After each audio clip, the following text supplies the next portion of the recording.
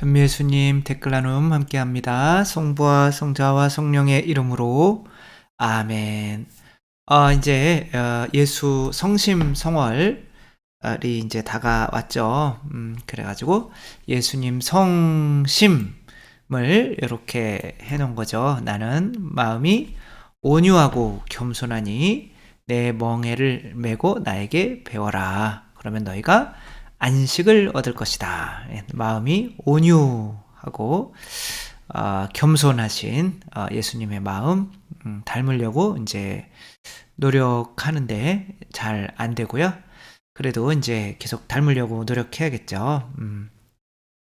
아무튼 예수 성심 성월 또 함께 이제 지내고, 또 아시는 분은 아시겠지만 제가 6년 동안 여기 교구 영성관에 있다가 발령이 이제 났어요. 조원동 주교자 성당에 이제 가게 되었는데, 뭐 아쉽게 섭섭하기도 하고, 또 우리 쿠르실리오 분들이랑 또 헤어지는 게, 그리고 오늘 월요일 날 6월 6일 날 오전에 또 주교님 모시고 죽산 성지에서 저희 울두리아 교구 울두리아 하니까 이제 비가 좀 안 오고 그러나 날씨가 좀 흐리면서도 비가 안 오고 또 잘 끝날 수 있도록 요것도 들으시는 중에 양팔기도 5단씩만 좀 해주시면 감사하겠고요. 그래서 마지막 행사인데도 잘 끝나고 갈 수 있도록, 또 거기 가서도 이렇게 또 이 유튜브로 여러분들 계속 또 만나 뵈올 수 있도록 할 테니까, 또 그런 거 위해서도 함께 기도해 주시고, 저희 구독자분들 중에 약국하시는 분이 있는데 약국에 이렇게 써놓으신 거를 이제 보내주셨더라고요. 성당에 천주교에 관심이 있으신 분 약사님께 문의하세요.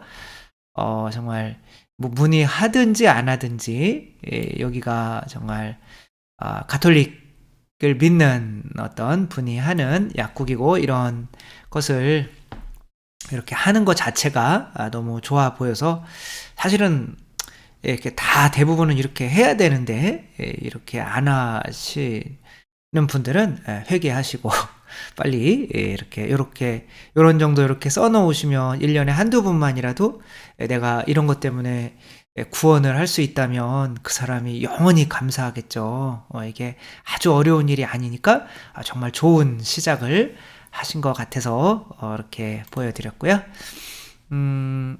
MER님, 신부님, 그리스도의 손절 대상이라는 묵상 말씀과 그리스도인, 또 신부님께서 본당에 계실 때 신자들로부터 불만을 얻는 봉사자를 그대로 두신 부분을 어떻게 받아들여야 할지 헷갈립니다.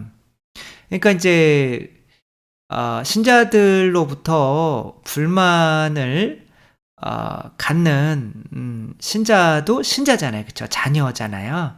그러니까 자녀를 손절할 수는 없는 거잖아요. 그러니까 우리가 이제 항상 파견되는 입장에서 봐야 되는 거죠. 근데 내가 더 이상 나의 파견이 아이가 아니라 이 사람에게 더 이상 주님을 알려드리는 거는 이제 불가능하겠다. 그럼 이제 가룟 유다가 되는 거죠. 오히려 이러다간 내가 죄짓겠다.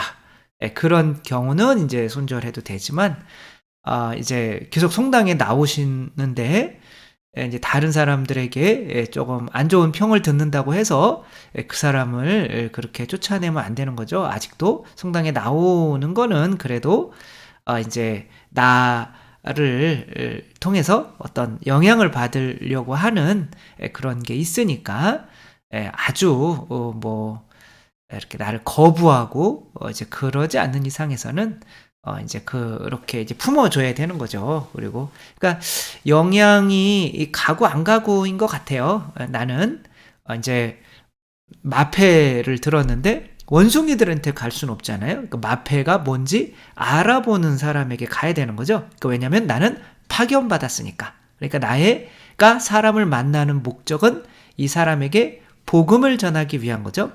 그런데 이 사람이 전혀 그런 복음에 관심이 없고, 한다면 이제 내가 판단해서 더 이상 이 사람은 이제 안 되겠, 이 사람은 가능성이 없다 그러면은 당연히 이제 손절하고 그 에너지를 좀 가능성이 있는 사람에게 써야 되는 거지만 저가 사제이고 또 본당에 이렇게 오시는 분들은 뭐 강론을 하나라도 듣기라도 들으니까 그런 분들을 그냥 다른 사람이 안 좋다 그래서 쫓아내는 그런 이렇게 하면 안 되겠죠?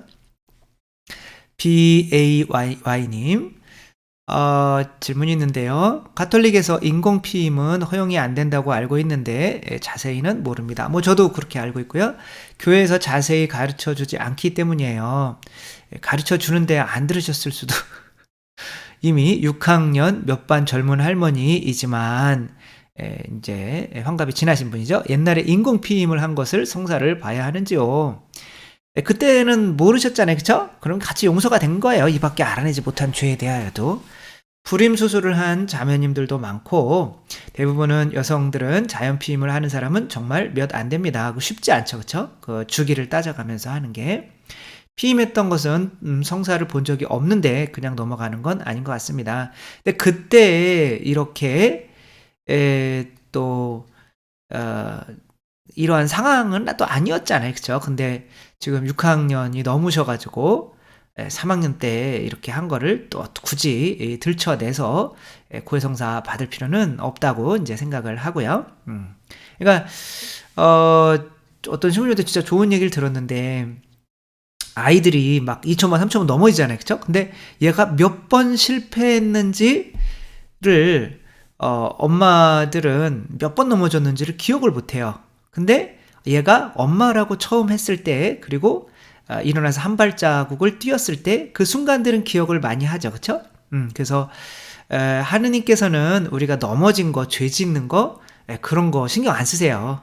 그러니까 그 과거의 것 가지고 계속 이 사람 닥달하려고 그런 게 아니라 이제 그런 거에서 얼만큼 벗어나는가 그것만 관심 있게 보시니까 과거에 이렇게 한 것들에 대해서 굳이 연연해 하실 필요는 없을 것 같고요. 뭐 되게 또 근데 이제 요 문제는 좀 심각한 것보다는 조금 이렇게 이런 얘기를 자주 안 하는 것이 왜냐면 이런 얘기 하면은 성당 애들 안 나오지 않을까.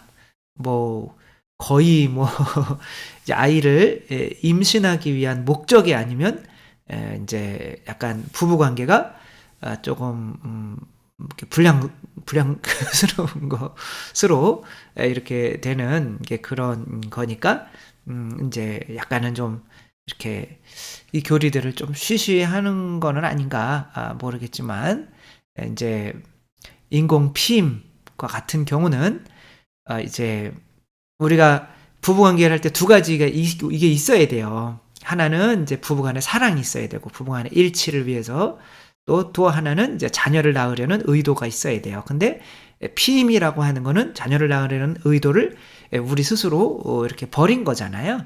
그런데 그러니까 이제 이게 상대가 이제 어떤 하느님의 뜻에 의해서 자녀를 낳고 이런 것이 아니라 이제 상대를 통해서 내 즐거움을 채우려고 하는 그런 부부관계가 되기 때문에 하느님의 뜻은 맞지 않기 때문에 이런 거는 이제 죄라고 하는데 그런 걸 자꾸 얘기하면은 나 신부님 얘기 안 들으면 11조도 짜증나 죽겠는데 그런 얘기에 뭐 그러면 또 더 안 들을 수 있잖아요. 그러니까 못 들은 걸로 하시고 그러나 이제 너무 또 죄책감에 이렇게 하실 필요는 없다 거죠.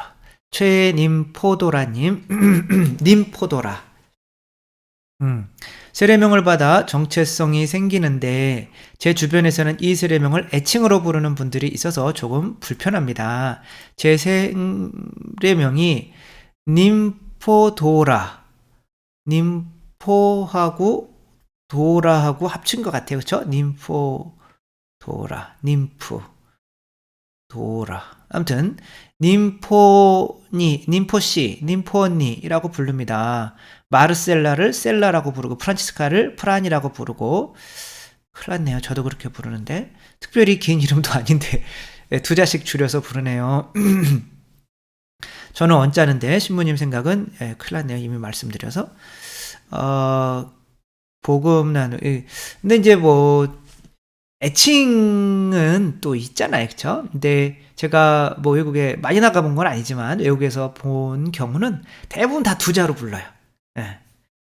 우리나라만이 뭐 프란치스카를 뭐 프란 뭐 이렇게 부르는 게 아니라 외국도 그렇게 불러요. 이태리도 프란 그냥 이렇게 불러요.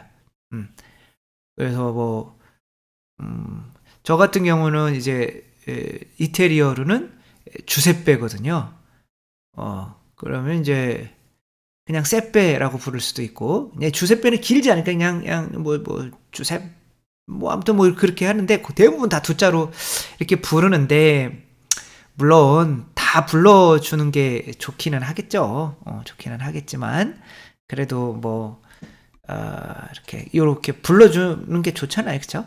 그래서 또 요거는 좀 생각을 해봐야 될 문제인 것 같아요. 또 너무 길면 또 귀찮아서 안 부를 수도 있으니까.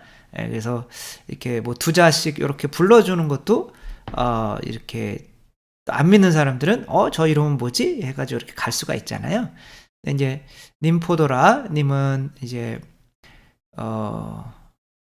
님포 언니 잘 모르겠네요. 네. 그런데 저는 그래도 부르는 게 그렇게 세례명을 부르는 게 어디냐 뭐 이런 생각이 드는데, 그래도 또 그런 또 이름이 있으신 성인은 또 기분이 안 좋을 수는 있겠다 그런 생각 들기는 하지만 또 일단은 잘 모르겠습니다. 김명희님, 지금 계시는 곳이 수원교구시죠? 네, 요새는 힘든 일이 있어서 매일은 못 들어도 가끔 들어도 매일 들으셔야죠. 항상 저를 일깨워주시는 말씀에 놀라곤 합니다.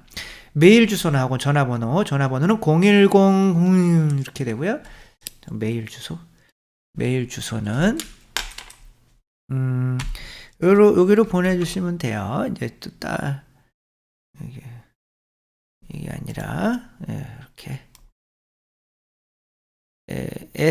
이제 교구 메일을 제가 이제 많이 보니까 SAM 3인 거죠. 3.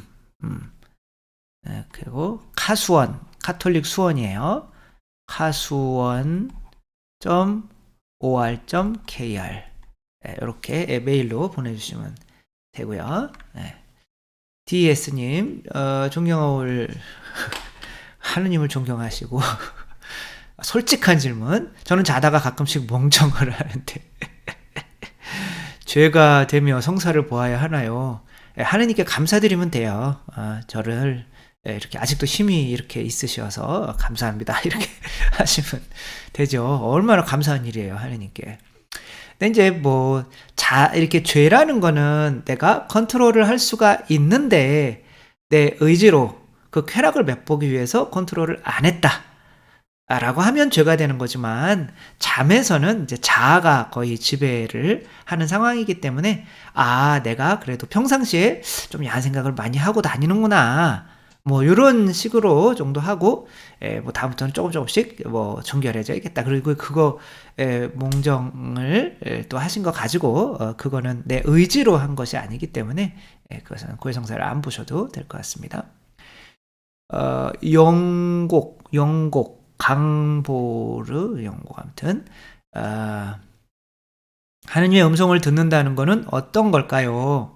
무슨 일이 있을 때 기도 중에 갑자기 드는 마음이 있을 때가 있어요. 그리고 마음이 편해지기도 하고요. 이게 우리 아버지의 음성이라고 할 수 있을까요? 그러니까 하느님의 음성은 이제 듣는 방법은 너무 많아요. 그러니까 이제 이게 하느님의 음성인지 아닌지 분별하는 게 중요한 거지. 하느님의 음성을 듣는 게 이제 분별하는 걸 여쭤보시는 거죠. 그러니까 분별하는 거는, 그러니까 책을 통해서도 깨달음, 책을 통해서도 이렇게 신학교 들어가야겠구나. 혹은 어떤 사람이 한마디를 딱 하는데 그 뒤통수를 팍 때려요. 또 혹은 기도하고 있는데 마음이 찬찬해지면서 야, 이렇게 해라. 그리고 혹은 또 이렇게 해라는 게 점점 뭔가를 이렇게 나에게 점점 크게 다가온다. 이런 식으로 이렇게 하느님의 음성을 듣는 것은, 하느님께서는 우리가 준비가 안 돼 있기 때문에 너무 다양한 방식으로 이렇게 해주시려고 그래요. 그러니까 하나님의 음성을 들으려고 책도 읽으시고 사람도 만나시고 강의도 들으시고 또 묵상도 하시고 가만히 성당에서 이렇게 앉아서 있으시고 하시면 되는 거죠. 그건 듣는 방법인 거고, 이제 하느님의 음성이 이제 어떻게 구분이 되느냐 하면 말씀하셨듯이 마음이 편안해져요. 마음이 편안해지고 감사하고 또 겸손해지고 이웃을 더 사랑하고 용서하는 거고, 뭐 우리가 다 알잖아요. 그렇죠? 성령의 열매. 기쁘고 평화롭고 사랑이 넘치고 뭐 이렇게 되면 하나님이 주시는 거구나 거의 확신하셔도 됩니다. 그렇게 나아가시면 되겠고요. 최준영님, 신부님 성경을 읽다가 궁금한 게 있어서 질문 드립니다. 열왕기 학원 2장에 애들이 엘리사에게 대머리라 놀려 저주로 곰에게 그중 42명을 찢어 죽였다라고 나오는데요. 찢어 죽여야죠. 그 정도면 대머리라고 놀리면 안 되죠. 그건 아니고 전부도 아니고 왜 42명만을 또 그게 무슨 의미일까요? 저도 솔직히 모르겠어요.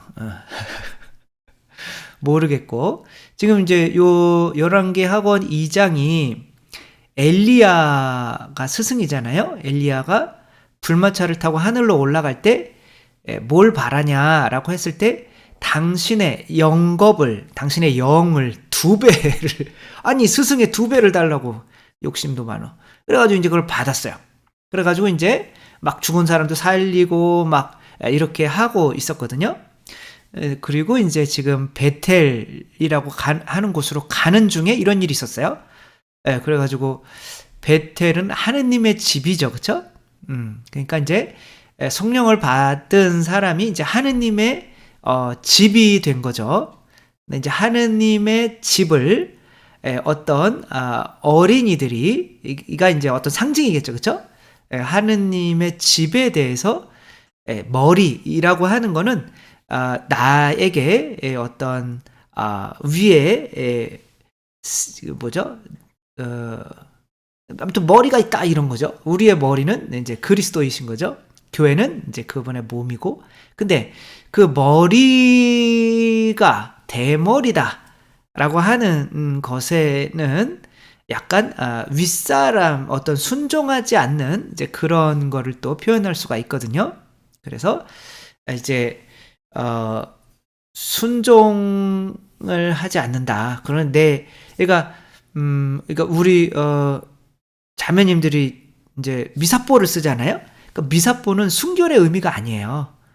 미사뽀, 그러니까 머리를 덮는 거는 내 머리 위에 남편이 있어요 라는 뜻이에요. 남자가 또 머리에 이렇게 동그란 거 쓰잖아요, 그렇죠? 그런 건 내 머리 위에 하느님이 계셔요, 뭐 이런 뜻이에요. 따라서 이 머리를 모독한다는 거는 나가 아니라, 만약에 제가 그리스도라면 어쩌면 아니 제가 저라면 그리스도를 욕하는 이런 것인 거죠. 그것에 대해서는 이제 저주를 내려서는 안 되겠지만 그 사람에게 이제 좀 그렇게 못 알아보는 사람이 이제 자기 자아가 큰 거죠. 그 자아를 죽이는 거를 40이라고 한다면 이제 어떤 그 사람을 죽이는 이 곰이 숫자 2로 은총과 진리로 표현돼서 42가 아닐까, 뭐 이건 좀 추측이지만 이제 나중에 자세히 이렇게 좀 봐야 될 것 같지만, 아무튼 그 하느님께서는 일단은 성전인 우리들을 저주하거나 성전인 우리들을 이렇게 놀리는 것은 우리만이 아니라 우리의 머리이신 분을 그렇게 하는 거기 때문에 그분께서 그 사람들에 대한 어떤 응답을 해주신다. 내가 뭐 그 사람을 죽이는 게 아니라 하느님이 보내시는 거죠, 곰을. 그러니까 다른 사람한테 나한테 모욕한다고 해서 굳이 그것을 갚으려고 하지 마라. 하느님이 알아서 다 해주신다. 근데 그 사람을 죽이는 것은 사실은 우리가 이제 뭐가 필요하냐면 40년 동안 은총과 진리와 함께, 그러니까 42죠, 그렇죠? 그렇게 되는 제자라고 하면은 70명인데 또 어디에서는 72명으로 나와요. 그러니까 2라는 숫자는 항상 은총과 진리를 의미하는 거거든요. 그래가지고 빵 5개, 물고기 2마리도 마찬가지인 거죠. 빵과 물고기 2마리, 은총과 진리. 뭐 아무튼 이런 식으로 해서 그냥 일단은 넘어가시는 게 우리가 또 머리카락이 덜 빠지는 또 방법이 아닐까 이런 생각이 들고요. 김지은 루시아님, 우리는 믿음으로 구원을 받는다고 하셨죠. 제가 한 게 아니라 이제 성경에 있고요. 현세의 삶에서 하느님 사랑과 이웃 사랑을 하는 것은 예수님의 가르침을 따르려는 것이지 결코 우리의 공덕이 구원에 도움이 되는 것은 아니죠. 뭐 아주 이렇게 얘기하면 좀 문제가 있고요. 이제 우리도 이제 공덕이 있죠. 그분의 어떤 가르침을 믿은 공덕이 있는 거죠. 내 자신을 40년 동안 그래서 성령과 은총과 이제 진리로 내 자신을 죽여서 그래, 나는 죽었구나. 나는 그리스도구나. 그럼 내가 그리스도라는 믿음이 있으면 그리스도처럼 이렇게 행동해야 되잖아요. 그게 사랑이잖아요. 이제 그렇게 할도록 내가 내 자신을 그분께 맡겨드린 것에 대해서는 나의 공덕이 반드시 있는 거죠. 그럼에도 불구하고 선행, 자선 등을 행하는 것은 구원에 도움이 되는 것은 아니겠죠. 행하는 건 주님의 사랑이기 때문에 계명을 지키기 위해서인 거 맞죠. 그러니까 내가 누군가를 도와주잖아요. 그런데 이것이 하느님이 없는 사람이잖아요. 근데 내가 무언가를 줄 때는 반드시 얻는 게 있어서 주는 거지 그냥 주지 않거든요. 사진이라도 찍히고 감사라도 받고 이런 것들은 선행이 아니라는 거예요. 내가 그리스도 때문에 그분의 계명에 순종해서 하는 것은 선행이 되지만 내가 내 힘으로 끌어올라서 하는 사랑은 그거는 사랑이 아니라는 거예요. 이게 그래서 같은 사랑해라 라고 하는 계명이지만 우리가 주님의 계명을 예수님이 하느님이 계명을 주시면서 내 계명 따라야 돼 라고 하시는 것은 그래야 당신의 사랑에 동참하게 되는 거지. 우리 인간은 피조물은 사랑할 수 있는 능력이 없죠. 만약에 능력이 있었다면 사랑해라 막 이렇게 가르쳐 주시고 굳이 예수님이 오셔서 세상에서 죽으실 필요가 없잖아요. 그러니까 우리가 내가 예수 그리스도니까 예수 그리스도처럼 살아야지. 그래서 살과 피, 빵과 포도주를 이렇게 살과 피를 우리에게 주신 거잖아요. 그래서 그냥 내가 사랑하는 것이 그냥 내가 막 저 사람한테 끌려서 사랑하고 이런 건 사랑이 아닌 거죠. 내가 그리스도께서 하라고 하셨으니까, 그리고 나는 그리스도니까, 그리스도가 그렇게 돼야 하니까 하는 사랑이 이제 사랑이라는 거죠. 그래서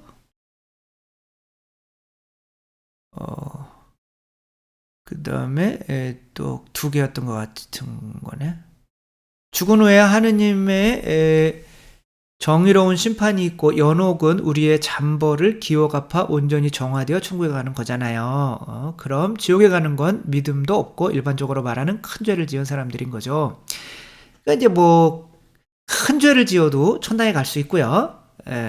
나중에 뭐 회개하면 되는 거죠. 그렇죠? 선행만 하다가도 지옥 갈 수가 있는 거죠. 하느님에 대한 믿음이 없었으니까. 그래서 우리는 예수 그리스도로 구원받는 거지 우리는 우리 자신이 구원받을 수 있는 능력이 없다. 어떤 카시아의 기적처럼 아니면 보석함처럼 종이가 이제 성체가 되려면 감실에 들어오려면 그 종이에 예수님의 어떤 성체가 피로 변해서 그 종이에 스며들어 간 게 카시아의 기적이잖아요. 그러니까 그 종이지만 성체가 된 거죠. 그래서 그것을 감실에 종이를 잘라서 이렇게 넣을 수가 있었던 거죠. 또 보석함도 마찬가지인 거죠. 그 보석함 자체는 불났을 때 구원을 못 받아요. 그러나 거기에 보석이 들어있으면 이제 함께 들고 나오면서 구원을 받게 되는 거죠. 일단 우리 구원은 살과 피를 먹고 마시지 않으면, 그리스도의 살과 피를 먹고 마시지 않으면 구원이 안 된다 라는 말은 사랑해야 구원받는 건데, 그리스도의 살과 피를 먹고 마셔서 내가 그리스도라 한 몸이라는 그 믿음 하에서 내가 하는 게 사랑이 되는 거지, 그게 없이는 내가 아무리 노력해도 사랑이 아니라는 거죠. 바리사이가 저는 맨날 이렇게 좋은 일 많이 하고, 그거는 내가 자랑하기 위해서 하는 거죠. 내가 그리스도가 되었다고 생각해서 하는 건 아니잖아요. 그렇죠? 하느님만이 사랑이고 하느님만이 우리를 통해서 이제 사랑을 하실 수가 있는 거죠. 내가 그분에게 내 자신을 맡겨드리는 거죠. 심판도 공심판이 있고 사심판이 있는데 우리는 예수님의 피로써 구원되었는데 살면서 짓는 많은 죄들 때문에 심판 후에 연옥이나 천국에 가는 건가요? 에? 그래서 아무튼 심판은 여기서 이루어지니까 걱정하지 마시고 내가 예수 그리스도 성체 일단 이거 믿으시면 돼요. 이게 예수님이다. 그리고 왜냐하면 밀떡 안에 예수님이 들어오셨으니까. 그리고 그걸 영원히 쓰니까 나도 커다란 성체이기 때문에 나도 예수님이다. 그게 믿어지면 이제 구원을 확신하셔도 돼요. 그리고 나는 예수님이니까 그러면은 이제 예수님으로 살려고 내가 노력하고 있다. 그러면 구원을 확신하셔도 돼요. 그냥 그렇게 이미 그렇게 심판을 받는 거예요. 김지은 루시아님, 요한복음 5장 29절, 선을 행한 이들은 부활하여 생명을 얻고 악을 행한 이들은 부활하여 심판을 받는다. 말씀은 믿음을 가지고 선을 행하는 공덕을 쌓아야 하는 의미로 받아들여야 하나요? 지금까지 말씀드린 거죠, 그렇죠? 그러니까 선을 행한다는 거는 이 세상에 선은 하느님밖에 없어요. 그러니까 이것은 내 안에서 하느님이 행해지도록 한다라고 하는 게 요한복음의 선을 행하는 거지. 바리사이나 율법학자들처럼 나는 선행을 열심히 해야 돼 막 그러면서 그러면 예수님이 필요 없어지는 거잖아요. 그러니까 내가 먼저 성체성렬로 예수님이 되었다고 생각하고 해야 이것이 사랑이 되는 거고, 그래야 자녀들도 마찬가지인 거예요. 나는 자녀들 사랑해. 근데 내가 예수님이 아니에요. 그러면은 자녀들을 이용하게 돼요.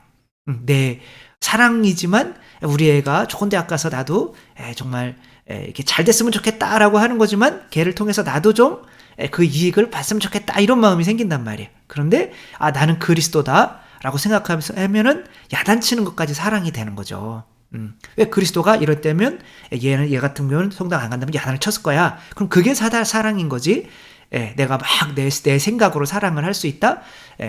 자동차에서는 사랑도 에너지인데 기름이 만들어지지 않잖아요, 그렇죠? 자동차를 만든 사람만 그 자동차에 기름을 넣어줄 수가 있듯이 우리 이 피조물은 그 피조물 자체는 사랑할 수 있는 능력이 원래는 없다. 이렇게 생각하시면 되겠습니다. 김광은님, 세례받지 않은 아버지에게 하느님의 축복을 아버지가 대신해 주세요라고 하며 아버지께 머리를 내밀며 고개를 숙입니다. 물론 아버지는 축복하는 방법을 모르시기 때문에 제 머리에 입 맞추며 따라 축복한다 이렇게 말씀하십니다. 물론 저의 목적은 아버지가 하느님과 예수님과 친근하게 받아들일 수 있도록 세뇌시키기 위한 작전입니다만 아버지는 마냥 예쁜 딸에게 흐뭇한 미소로 해달라는 대로 다 해주시는 거예요. 외출할 때마다 계속하고 있습니다. 아버지 손을 통해 하느님의 축복을 받고 있다고 믿고 있는 저는 맞게 생각한 건가요? 참고로 아버지는 80대이십니다. 저는 맞다고 생각을 해요. 그러니까 이제 우리가 뭐 세례를 안 받았다고 해서 그 분이 하느님과 완전히 또 단절되어 있다고는 또 생각하지가 수가 없잖아요, 그렇죠? 그래서 만약 북한에 사시는 분이라도 내가 세례를 안 받았어도 의지적으로 이제 내가 분명히 어떤 선과 악을 심판하는 분이 있으실 텐데 나는 이제 의지적으로 그렇게 살아야겠다. 그거는 믿는 거잖아요, 이미. 그렇죠? 그리고 딸을 주셨고 또 하느님의 이름으로 축복해달라고 그랬는데 아버지가 그렇게 축복해 주시고 있으면 또 완전하진 않지만 성령께서 아버지를 통해서 따님에게 분명히 축복이 갈 거라고 그렇게 생각을 하고 아버지도 점점 그렇게 해시면서 하느님과 가까워질 거라고 확신을 한 3% 아니다. 좀 확신을 좀 합니다. 네. 박푸님, 남편이 아내에게 영광을 주지 않는 집은 어떻게 해야 할까요? 이혼해버려요. 그럼에도 불구하고 잘 사는 방향으로 가려면 어떻게 해야 하나요? 내 의무는 해야죠. 그래서 남편이 나에게 영광을 주지 않아요. 그러니까 남편은 돈을 안 갖다 줘요. 하나도 자기가 쓰고 그냥 막 근데 그래도 내가 남편을 사랑하기로 하느님 앞에 서약을 했잖아요. 그러면은 서약을 지켜야죠. 나는 남편이 그렇더라도 나는 하느님께 한 서약을 지켜야 되는 거죠. 만약에 신자들이 저도 본당에 가지만 막 신자들이 신부님 막 그게 막 연판장 돌리고 막 신부님 막 싫어요 막 그렇게 하면은 신부님이 저 뭐 이혼할까? 막 그렇게 해야 될까요? 어떻게 해야 될까요? 저는 저의 의무를 다 해야 하는 거죠. 왜? 사제고 여기는 내가 나에게 맡겨진 뭐 어떻게 보면 또 양떼들이니까 그렇게 나의 의무를 다 해야죠. 예.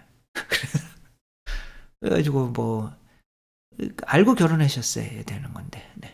그래서 어쨌거나 우리 남편이 안 해줘도 내가 이렇게 나는 나의 의무를 하다 보면 이제 한 8, 90%는 남편분들이 바뀌는 경우가 많이 있다. 그 남편이 바뀌게 내가 남편이 잘하면 나도 해야지. 그럼 영원히 안 된다. 좋은 날. 교회에서는 지옥과 연옥을 인간이 이해하는 범위로 볼 때 장소적으로 믿어야 하는 것이 맞나요? 한 수도자께서 꼭 그렇게 생각하지 않아도 된다고 하시는데 저의 마음이 뭔지 모르게 찜찜합니다. 성경에서는 분명히 예수님께서 장소적인 개념으로 말씀을 하셔요. 그쵸?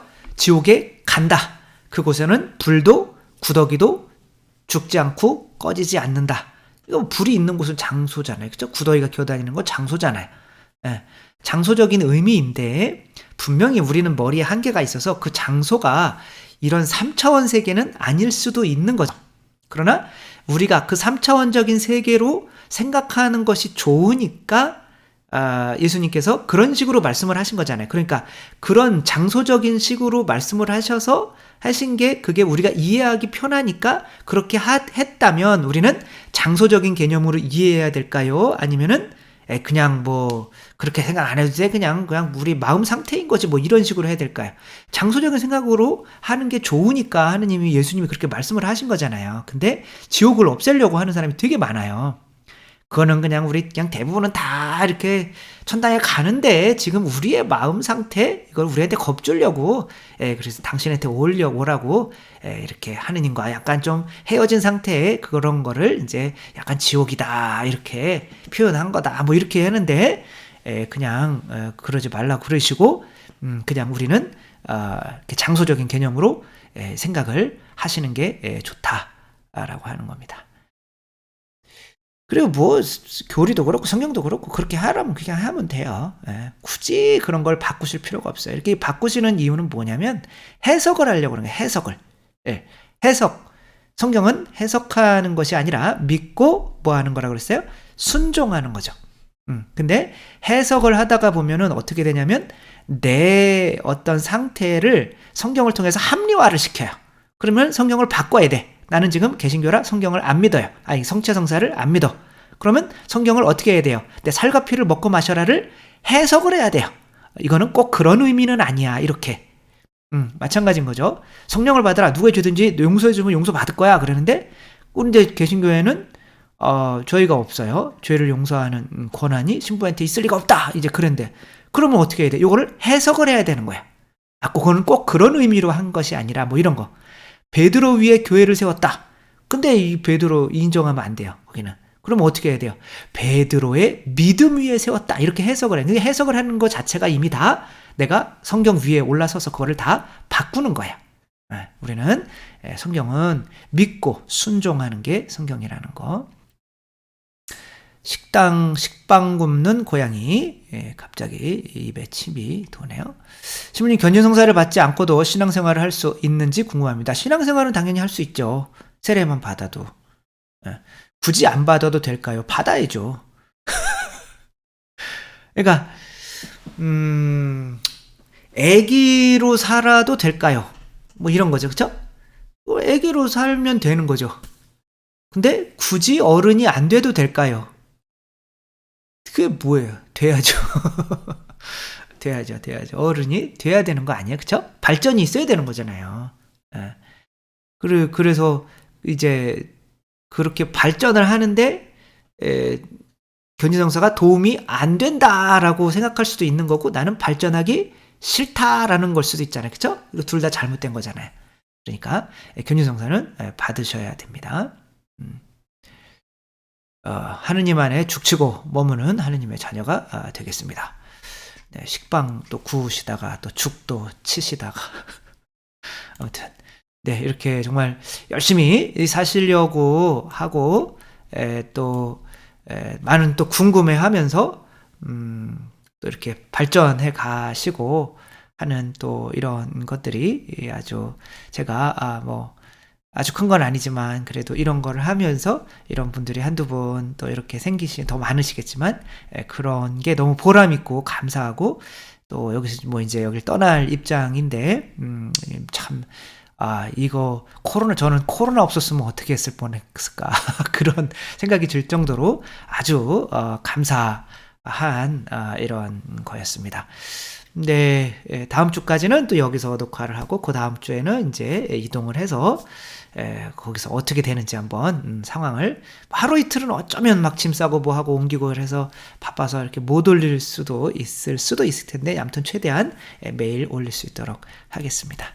주님께서 여러분과 함께 전능하신 천주 성부와 성자와 성령께서는 여기 모인 모든 이에게 축복을 내리시어 길이 머물게 하소서. 주님과 함께 가서 복음을 전합시다. 하느님 감사합니다. 성부와 성자와 성령의 이름으로 아멘. 감사합니다. 사랑합니다.